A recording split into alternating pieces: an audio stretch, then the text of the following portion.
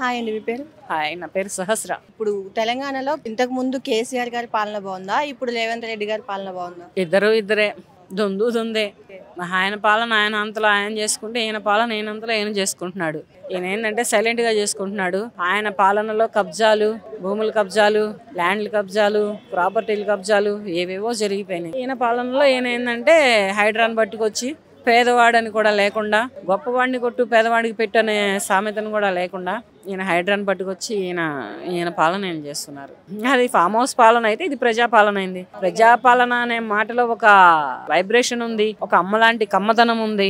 ఆ పాలన, ప్రజాపాలన అనే మాటలోనే ఒక అమ్మలాంటి సొంత ఇంటి కమ్మదనం ఉంది. కానీ ఆ కమ్మదనం రాష్ట్రంలో కనిపించట్లేదు ప్రస్తుతానికి. చాలా అంటే చాలా సైలెంట్ గా ఒకప్పుడు ఉన్నటువంటి గర్జన, ఒకప్పుడు ఉన్నటువంటి జూలిదిలింపులు ఇవేమీ లేవు ఇప్పుడున్న ప్రజెంట్లీ ముఖ్యమంత్రి గారి దగ్గర. ఒక స్ట్రీట్ బాయ్ గా, ఒక స్ట్రీట్ లీడర్ గా ఉన్నప్పుడే బాగుంది అతని పాలన. బాగా అన్యాయం చేశారు. ఆ తర్వాత ఒక ఎమ్మెల్యేగా ఉన్నప్పుడు బాగుంది, ఒక గర్జించారు. ఒక ఎంపీగా ఉన్నప్పుడు బాగుంది, ఒక జూలు ఇదిలించారు. సింహం జూలెలా ఇదిలించిద్దో అలా ఇదిలించారు. సవాళ్ళు తీసిరారు. అవి చేస్తాం, ఈ చేస్తాం, నేను ఎలా వస్తావో చూస్తామననే అరిసిన అరుపులు ఉన్నాయి, అన్నీ ఉన్నాయి. కానీ మరి ముఖ్యమంత్రి గారు అయిన తర్వాత పాలన అయితే చల్లగా చప్పగా ఉంది. మరి ప్రస్తుతానికి ప్రజల్లోకి వెళ్ళి ప్రజాయాత్ర చేస్తే అప్పుడు పాలన అనేది కరెక్ట్ ఉంటుంది. కానీ అంతవరకు ఎటువంటి గ్యారంటీ ఇవ్వలేము ప్రస్తుతానికి. వీళ్ళు ప్రజల్లోకి వెళ్ళాలి. ఆయన చేస్తానని ఏమన్నా చేశారంటారా? ఏం చేశారు? ఫ్రీ బస్ ఒకటి నడుస్తుంది. తర్వాత ఇక గ్యాస్ లేదు. ఇక రైతు భరోసా ఏమో నాకు తెలియదు, నేను రైతును కాను కనుక. ఇక 2500 రూపాయలు ఎడిపోయినాయో తెలియదు. ఇక ఇందిరమ్మ గృహ కల్పాలకి ఇంటింటి సర్వే చేస్తున్నారు. మరి ఇక భూమి ఉండి ఇల్లు లేని వాళ్ళకి ఇంత డబ్బు ఇస్తామని, ఇల్లు కట్టుకోవడానికి ఇన్ని డబ్బులు ఇస్తామని చెప్పారు. మరి అది ఎంతవరకు వచ్చిందో తెలియదు. ఇలా ఈ పెట్టిన 6 పథకాలలో కూడా ఈ పథకాలు మరి ఈ రకంగా అయితే ఉన్నాయి ప్రస్తుతానికి. చూడాలి ఇక ఎక్కడి వరకు వస్తుందో ఏందో అనేది కూడా ప్రస్తుతానికి చూడాలి. పాలన అయితే మాత్రం ఉంది అంటే ఉంది అంతే. సీఎం గారు ఉన్నారా? ఉన్నారు. ఒక ఎంపీలు ఎమ్మెల్యేలు ఉన్నారా? ఉన్నారు. ఉత్తమ్ కుమార్ రెడ్డి గారేంటి, సీతక్క ఏంటి, కోమటిరెడ్డి వెంకటరెడ్డి గారేంటి, డిప్యూటీ సీఎం గారేంటి, బట్టి విక్రమార్క గారు, వీళ్ళందరూ ఉన్నారా అంటే ఉన్నారు.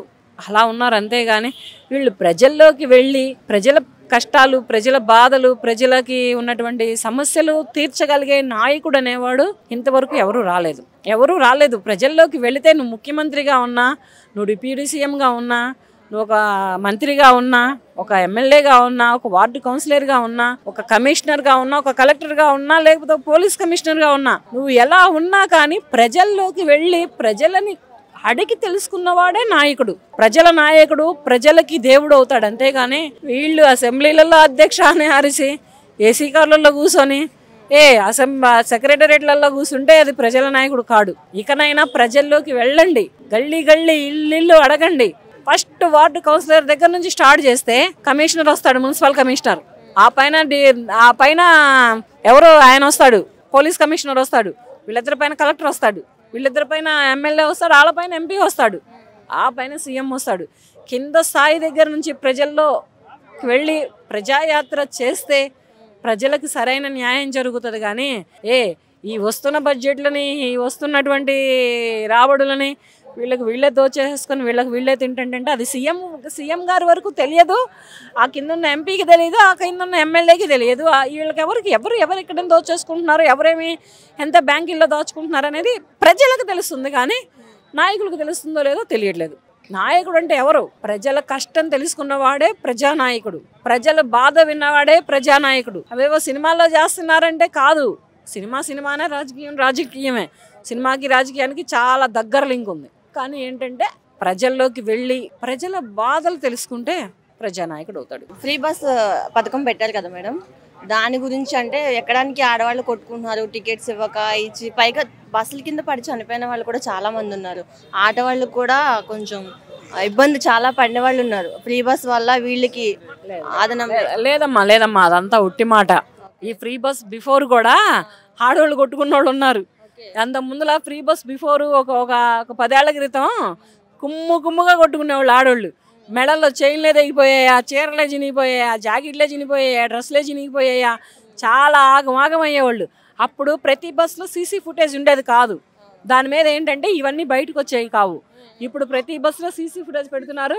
దాని మీద ఏంటంటే ఇవన్నీ బయటకు వస్తున్నాయి.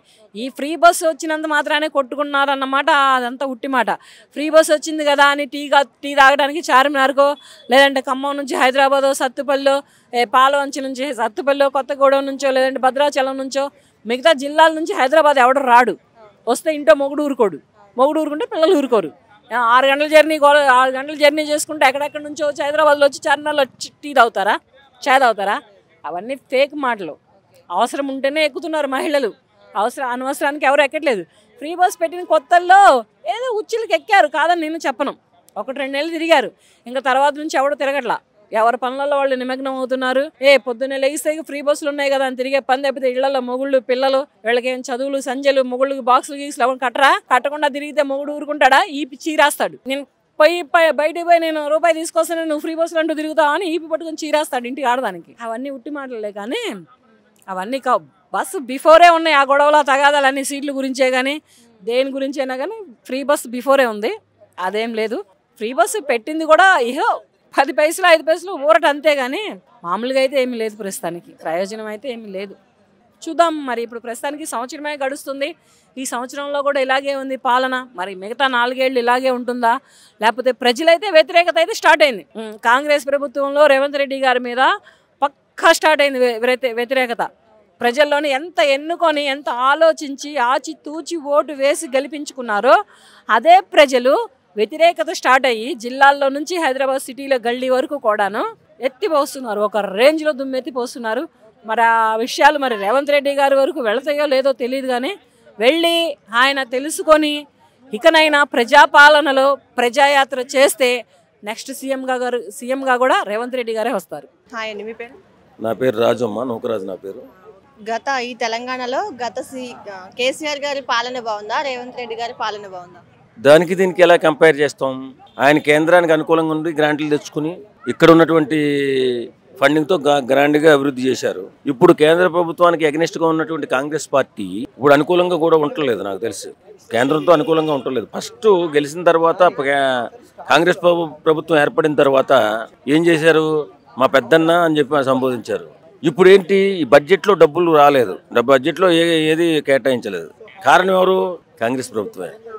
పెద్దన్నలా భావించినప్పుడు పెద్దన్నలాగే ఉండాలి. ఇప్పుడు కేంద్రం నుంచి వచ్చేటటువంటి పథకాలు నీ పేరు పెట్టుకుంటే ఎట్లా?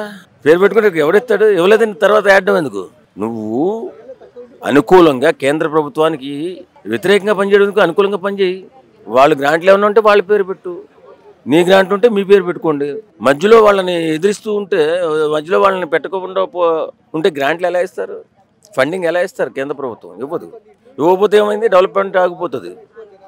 ఇప్పుడు బడ్జెట్లో కేటాయించలేదు నిధులు అంటున్నారు. నువ్వు అనుకూలంగా ఉంటే వస్తాయి. డైరెక్ట్గా చెప్పాడు కదా బండి సంజయ్ గారు, మేమిచ్చే పథకాలకి మా పేరే మా బీజేపీ పేరే రావాలి, లేకపోతే మేము పథకాలు ఇవ్వం అని చెప్పేశారు కదా.